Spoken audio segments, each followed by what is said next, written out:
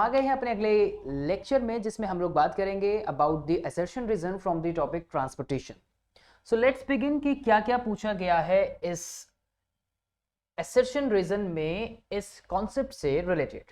So here we have the first assertion, which is the first question, in which the blood pressure is a arterial blood pressure. Yes, actually कभी कभी हम जो हैं blood pressure को आर्टियल blood pressure के नाम से भी जानते हैं, ठीक है। इट मेजर्ड बाय स्फाइग्मोमैनोमीटर, हम इसको स्फाइग्मोमैनोमीटर से मेजर करते हैं। देखिए ये तो बात रही मेजरमेंट की, और ये बात हो रही है कि यहाँ पे प्रेशर की, राइट, ब्लड प्रेशर की क्या है। तो दोनों ही स्टेटमेंट जो है वो ठीक है, लेकिन एक करेक्ट एक्सप्लेनेशन की तरफ अगर हम देखें तो वो चीज मुझे यहाँ पे खास ज्यादा देखने को नहीं मिलती, लेकिन दोनों स्टेटमेंट जो है वो ट्रू है। तो ऐसे में मैं ऑप्ट करूंगा ऑप्शन नंबर बी को। Yes, the B is the correct answer of this assertion and reason first question. So here we have the second question, which is like this. Assertion: interauricular septum separate left atrium from the right atrium. क्या ये बात ठीक है? क्या होता है इंटरऑरिक्यूलर septum? हम किसको कहते हैं? आप लोग हार्ट के 4 चैम्बर्स देखते हो, जिसमें कि हम बोलते हैं 2 upper chambers are called atrium and 2 lower chambers are called ventricle. तो मान लीजिए कि ये लेफ्ट आर्ट्रियम हो गया और ये आपका लेफ्ट वेंट्रिकल हो गया, ये राइट आर्ट्रियम हो गया और ये राइट वेंट्रिकल हो गया।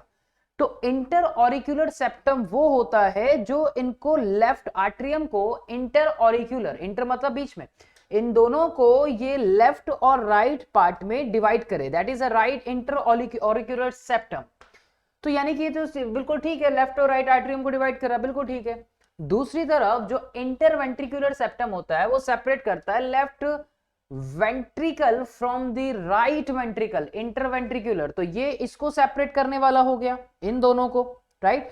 तो ये दोनों ही स्टेटमेंट जो है वो बिल्कुल ट्रू है, लेकिन अगर मैं देखूं ये इसकी करेक्ट एक्सप्लेनेशन नहीं है, तो मैं किसके साथ जाऊंगा यहाँ पे? मैं अगेन जो है मैं बी ऑप्शन के साथ यहाँ पे जाना प्रेफर करूंगा। तो B is the correct answer according to me in this question, right? Yes, so B is the correct point. Here we have the third question.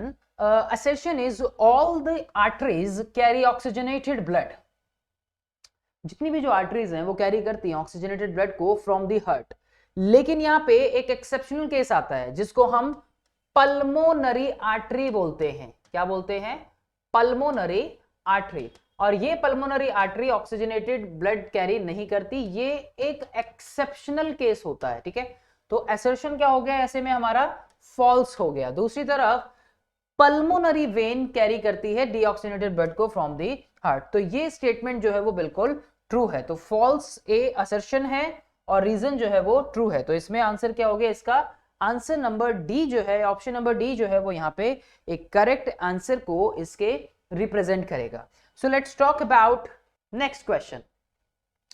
So here we have the next question which is representing here so here we have the next question, question number 4. assertion है यहाँ पे translocation in phloem is mainly achieved by utilizing energy. कैसे achieve हो रहा है? mainly by utilizing the energy.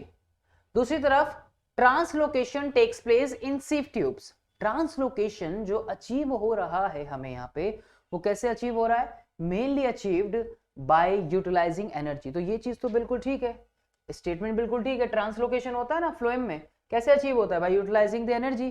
भाई phloem की जो प्रोसेस होती है उसके लिए एनर्जी की रिक्वायरमेंट होती है। यहाँ पे एटीपी का कंजम्पशन होता है, एटीपी कंजम्पशन होता है यहाँ पे, ठीक है। और दूसरी तरफ अगर हम देखें कि यहाँ पे जो translocation takes place in that sieve tubes, ये भी स्टेटमेंट ट्रू है। तो दोनों ही स्टेटमेंट ट्रू है, लेकिन इसके कंपैरिजन में ये इतनी ज्यादा एक करेक्ट एक्सप्लेनेशन नहीं है। तो ऐसे में हम क्या देखते हैं कि बोथ असर्शन और रीजन जो है वो ट्रू है, दोनों ही असर्शन और रीजन जो है वो ट्रू है, लेकिन ये इसकी करेक्ट एक्सप्लेनेशन नहीं है। तो ऐसे में जो आंसर होगा वो मैं चाहूंगा बी के साथ। Let's talk about the another question. Assertion है यहाँ पे transpiration is a necessary evil. Transpiration जो है यहाँ पे वो एक नेसेसरी एविल है, और it causes water loss but help in absorption and upward movement of water and minerals. देखिए ऐसे में इस स्टेटमेंट पे हम क्या करेंगे, हम इस स्टेटमेंट को किससे रिलेट करेंगे, हम इस स्टेटमेंट में ये देख रहे हैं कि दोनों पॉइंट, ये कह रहा है कि ट्रांसपीरेशन एक नेसेसरी एविल है। नेसेसरी एविल का क्या मतलब है, जो कि जरूरी है होनी, ठीक है, बहुत जरूरी है, नेसेसरी एविल है। नहीं होगी तो क्या होगा, प्लांट में पानी देखिए ऊपर पहुंचता है, ट्रांसपीरेशन को हम क्या बोलते हैं, ट्रांसपीरेशन को बोलते हैं कि वाटर का लॉस होना। हम छोटी क्लास से पढ़ते आए कि हम इसको बोलते हैं वाटर लॉस होना, और ये रेगुलेट करता है प्लांट में टेम्परेचर को, रेगुलेट करता है, रेगुलेट टेम्परेचर इन प्लांट्स, ठीक है। सो जरूरी है। It causes water loss but help in absorption and upward movement of water and minerals. जरूरी है, फोटोसिंथेसिस की प्रोसेस में, इस ट्रांसपीरेशन की प्रोसेस से वाटर और मिनरल्स जो है वो ऊपर तक पहुंच पाते हैं। वाटर की जरूरत होती है फोटोसिंथेसिस की प्रोसेस में, जो कि एक रॉ मटेरियल का काम करता है। अगर ये प्रोसेस ना हो, ये प्रोसेस कैसे होती है, जाइलम टिश्यू की हेल्प से, सक्शन ट्यूब्स होती हैं उसके अंदर, जाइलम ट्रैकिएट्स जिनको हम बोलते हैं, वो पानी को लेके जाती है, पानी खर्च होता है, जितना जरूरी होता है फोटोसिंथेसिस की प्रोसेस में उतना यूज होता है, बाकी का ट्रांसपीरेशन की प्रोसेस से निकल जाता है, इवेपोरेट हो जाता है। तो दोनों ही जो स्टेटमेंट है यहाँ पे वो बिल्कुल ट्रू है, और कहीं ना कहीं जो रीजन है वो असर्शन को पूरा का पूरा सपोर्ट कर रहा है। तो मैं जाऊंगा स्टेटमेंट नंबर ए के साथ इस क्वेश्चन में। So A is the correct answer of this question, right. So ये थे हमारे कुछ असर्शन और रीजन जो कि ट्रांसपोर्टेशन के टॉपिक से थे। अब हम बात करेंगे अपनी लेक्चर में अगले, जिसमें हम डील करेंगे एक्सक्रीशन वाले टॉपिक को इस चैप्टर से। Thanks for watching.